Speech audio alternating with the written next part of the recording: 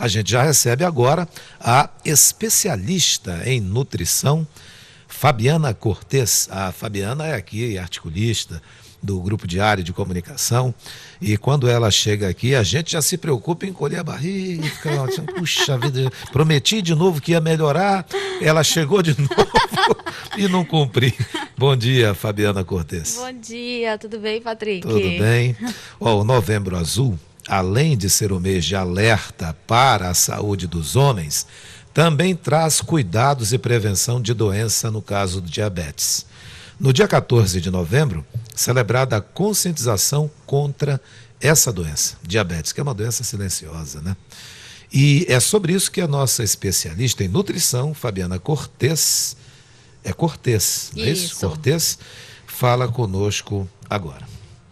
Então, o Novembro Azul, ele também fala sobre a prevenção e a conscientização do diabetes. Na verdade, 14 de novembro é uma data mundial de conscientização a respeito da diabetes. Por que que isso é importante? Como você falou, a diabetes é uma doença silenciosa, né?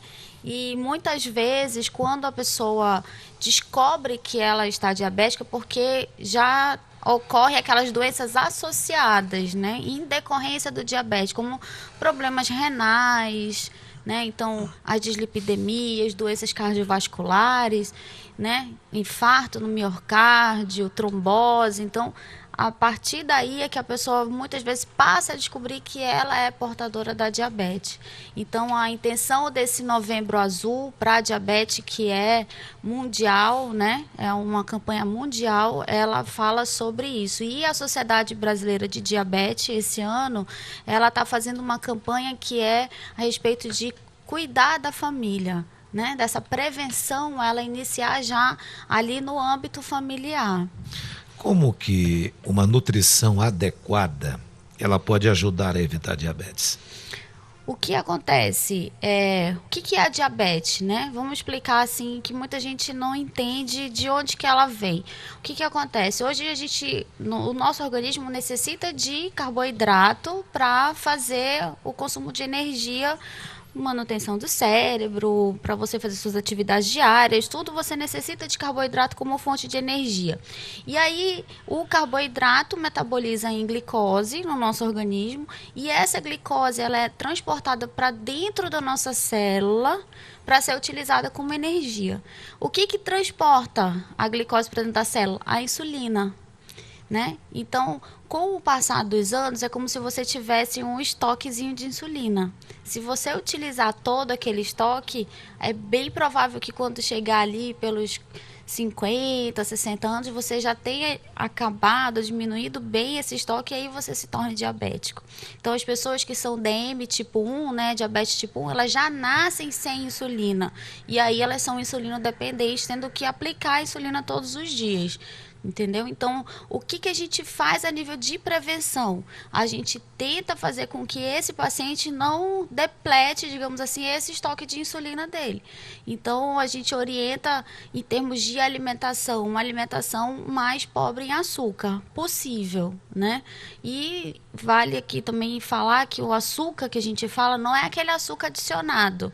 Tem açúcar em quase tudo que a gente come, né? O arroz, por exemplo? O arroz metaboliza no processo final, como glicose, as massas, o pão, a farinha, né?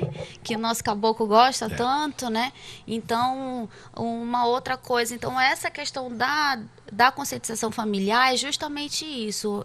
Essa campanha, esse ano, vem para orientar as famílias no consumo inadequado de açúcar, né? Então, é muito comum você ver famílias que se reúnem à mesa na hora de uma refeição com 1 litro de Coca-Cola, né?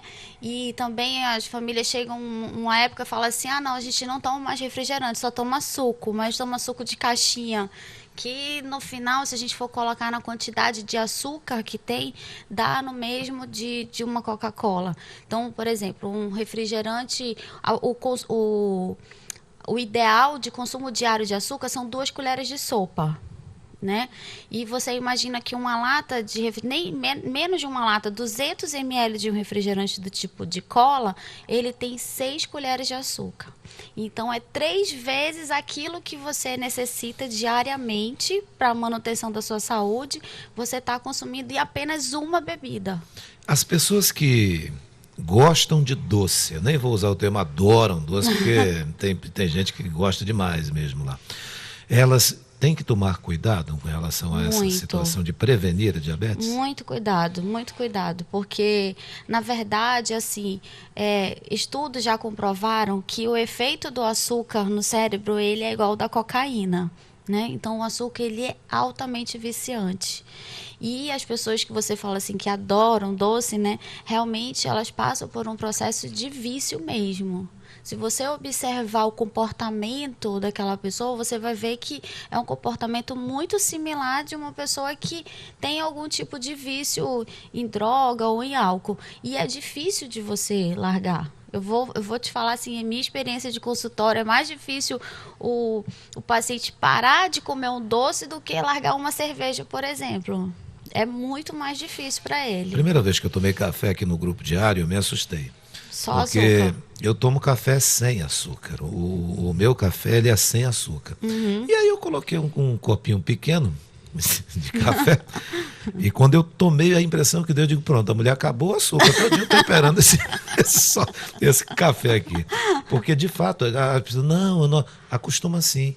Olha, meu suco é sem açúcar, o meu café é sem açúcar. O paladar acostuma. Acostuma, tudo é uma questão de costume. De e aí costume. que entra a criança, o papel da família conversando desde cedo com a criança. Exatamente. Porque a criança não é muito fácil, não. Ela diz, não, eu quero. Mas só que, olha só, Patrick, veja só, a criança, ela nasce sem paladar nenhum, ela não sabe o que é salgado e o que é doce. Que não é. Entende? Quem coloca, quem adiciona é o pai, é a mãe. E geralmente é o gosto do pai ou da mãe. Exatamente. Então, às vezes a pessoa fala assim, coitadinha, mas vai tomar um suco de limão sem açúcar? Vai tomar, porque ela não conhece. Entende? Então, quem coloca esses hábitos é a família. Então, por conta disso, que eu acho que a Sociedade Brasileira de Diabetes foi muito feliz esse ano em colocar essa campanha em termos de conscientizar a família, porque é onde tudo começa, entendeu, Patrick? Na vez anterior, na sua participação aqui com a gente citou que as crianças lá atrás, assim, décadas atrás, aquelas gordinhas, a sociedade entendia como exemplo de saúde. Exato. Não é bem assim. Não é bem assim. E então, mais uma vez, né, o papel da família. Hoje a gente já vê uma preocupação, né, maior de alguns pais de levar as crianças para o médico, para o nutricionista, para estar fazendo exames regulares, porque é necessário sim. Se você tem uma criança que está acima do peso, é muito provável que ela tenha uma síndrome metabólica, e dentro dessa síndrome metabólica até uma questão de uma pré-diabetes, uma insulina muito alta. Então você precisa se controlar e fazer exames, e principalmente a gente não educar, né, a criança e não fazer todos os gostos dela, porque hoje, olha, você vê, existe também uma coisa que eu acho muito curiosa, que eles falam assim, quanto aumentou a quantidade de crianças com transtornos e déficit de atenção, né?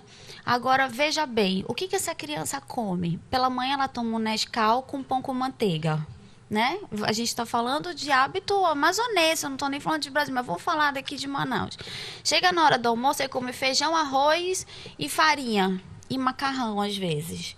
Aí quando vai para a escola, na escola leva mais um suco de caixinha e uma bolacha, certo? Aí quando chega na hora do lanche, é uma pipoquinha ou uma bolacha recheada, e no final da noite, às vezes, é a mesma coisa do almoço. Então, quer dizer, o que a gente está falando aqui? Só carboidrato. Imagina o quanto que essa criança vai ficar acelerada. E que não fez nenhum exercício, não praticou nenhum esporte, está ali no computador, no videogame. Exatamente, né? Porque hoje as escolas oferecem educação física uma vez por semana só. Entendeu? Então, é a atividade que a criança tem hoje, a realidade é essa. E aí, você acha que essa criança não vai estar cheia de energia, como eu estava explicando aqui, que a glicose serve para isso, está cheia de energia. Ela tem déficit de atenção? Ela não tem. Ela está comendo muito carboidrato. Então, é o excesso de glicose, está encharcando o corpo daquela criança. Energia que não é utilizada, ela é armazenada. Hoje, né? no consultório da senhora Fabiana Cortes, especialista em nutrição, quem é que está indo mais lá? É o pai levando a criança ou é o adulto mesmo ali? Olha, hoje, infelizmente, eu tenho poucos pacientes que me procuram na questão da prevenção. Eles geralmente chegam porque já tem uma doença crônica instalada, né? E as únicas que se preocupam com a prevenção, ainda assim, que eu tenho tido um retorno grande, são as grávidas, né? Elas se preocupam bastante com a questão da saúde durante a gravidez e com a diabetes gestacional, que é uma coisa muito séria também que a gente tem hoje. E então são essas que procuram mais. Mas geralmente quem vem no consultório é porque já tem uma doença crônica instalada. Fabiana Cortes, especialista em nutrição, muito obrigado. Obrigada, Patrick. Eu prometo, de novo, melhorar um pouco Eu aí tenho que fazer um a minha programa alimentação. Acho aqui, que uma sim. medida certa, alguma coisa Algo, assim na rádio. algo desse gênero, né? Muito obrigado. Obrigada, Patrick.